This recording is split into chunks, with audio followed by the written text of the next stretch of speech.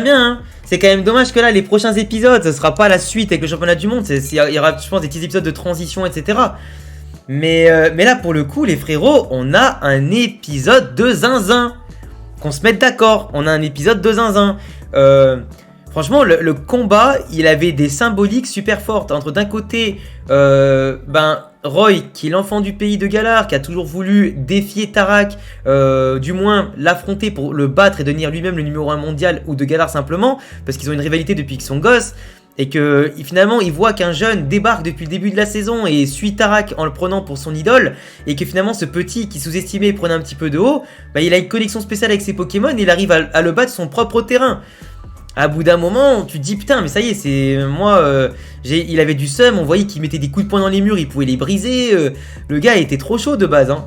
Roy, c'est quand même le deuxième mec de Galar, le top 2, meilleur des champions, et le rival historique de Tarak. Et là, il se fait battre par Sacha Dubourg-Palette, maître d'Alola et globalement, potentiellement le meilleur de sa région. Mec, c'est un level incroyable. Ce combat était ouf. Mis à part l'animation. Qu'on aurait dit que c'était un diaporama avec les changements de plan par-ci par-là et les transitions un peu douteuses, ce que ça te raconte c'est quand même bien et c'était bien fait. Sacha qui se bat pour accéder en Master Ball avec ses 3 meilleurs Pokémon de la saison, Dracolos, Lucario et Ectoplasma. Pas mal. Dracolos qui est surpuissant mais qui se fait battre par un autre dragon parce que Roy maîtrise mieux les Pokémon dragons et ils sont sûrement plus aguerris que lui. Incroyable. Dracolos en tout cas qui a montré son niveau, mais face à un Libégon qui maîtrisait mieux l'aspect tempête de sable, qui était plus caché, qui l'a bombardé d'attaque et qui l'a bombardé les combos pour prendre de court Sacha. Puissance ou pas puissance, il s'est fait battre. Ectoplasma, MVP, hein. Ectoplasma les gars, votez dans le chat pour le MVP du combat. Mais à mon sens, le MVP du combat, c'était bien Ectoplasma, qui a fait un doublé. Donc il a quand même battu le Libégon qui a battu le Dracolos avec une combinaison plutôt sympathique avec le Gigamax. Derrière il te bat tout en étant en Gigamax, il te bat le Muplodocus qui a enchaîné des combos avec la pluie qui tombe, qui renforce l'attaque surf et hydrocanon, puis après le Fatal Foudre, etc. Franchement, c'était grave stylé, hein. Grave stylé, surtout qu'en plus la symbolique de Ectoplasma qui veut pas abandonner le combat et qui pousse Sacha à utiliser le Gigamax plutôt que justement la méga évolution avec Lucario, ça montre pas mal de choses, que Sacha il maîtrise toutes les mécaniques, que Sacha il est prêt à changer de plan et de stratégie en cours de route, quitte à ne pas méga évoluer Lucario qui était son atout final pour le combat, pour contrer le Duralagon qui allait Gigamaxer. Finalement il l'a fait, il a pris le risque, il a réussi à remonter la partie. À 2-2, même s'il y a eu une victoire contre Libégon et d'autre côté un match nul contre Muplodocus, c'était parfait. C'était parfait.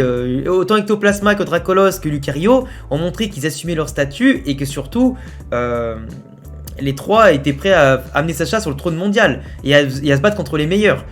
Malgré que Dracolos ait perdu d'ailleurs son premier combat de toutes les nouvelles saisons de Pokémon Les Voyages et Voyages d'un Maître, donc les saisons 23-24, c'est sa première défaite en 1 contre 1, fallait bien qu'elle arrive un jour, tu vois, vaut mieux qu'elle arrive maintenant qu'après dans les moments décisifs.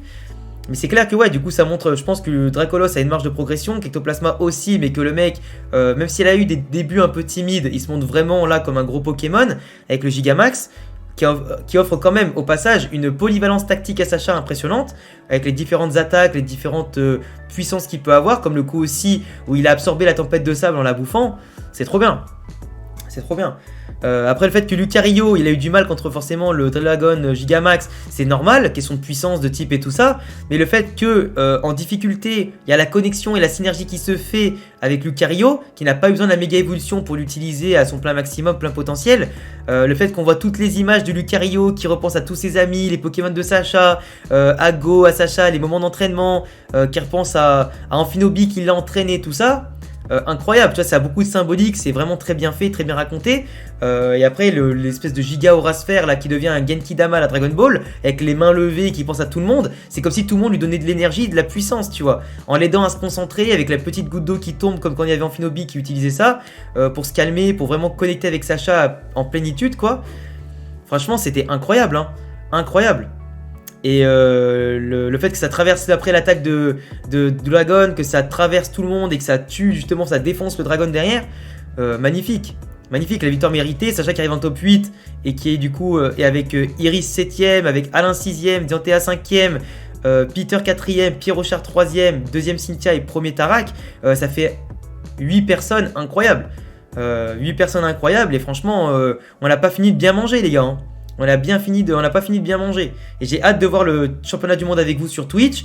J'ai hâte de voir la suite de tout ça, de faire des reviews analyses pour vous bien sûr sur YouTube. Mais incroyable, hein. Incroyable. Moi, ça fait bien longtemps que je suis Sacha du Bourg-Palais depuis plus de 20 ans et j'ai très hâte bien entendu de le voir champion du monde. Et là, on se régale, on mange Gucci. Et Roy, malheureusement pour lui, va devoir retenter l'année prochaine de battre Tarak et tout ça, de se qualifier dans le top 8. Mais clairement, dans le roster, même s'il est puissant, là, il y a clairement du caviar, quoi. C'est du caviar. Et Sacha a bien mérité, en tout cas, sa porte d'entrée en battant Dracena et lui coup sur coup. Donc voilà. Après, le combat fait partie des meilleurs de la saison 23 et 24. Pas le mieux animé, parce que c'est quand même un anime fleuve, faut pas oublier, donc ça sort toutes les semaines, tu peux pas mettre le même budget, la même qualité d'animation que sur un anime de saison, comme les Demon Slayer, tout ça. Et mais bon, en tout cas, même si c'est un diaporama, globalement, c'est bien raconté, c'est bien foutu, donc on kiffe quand même. Moi, le fait qu'il ait mis le Gigamax Ectoplasma, j'ai hurlé parce que je voulais vraiment voir Mega Lucario, mais comme je pense qu'on l'avait déjà vu bien assez la semaine dernière, dans l'épisode 108, je pense qu'ils ont voulu changer un petit peu en donnant un peu de gloire à Ectoplasma, et c'est pas mal, au moins ça donne pas la gloire à la même personne.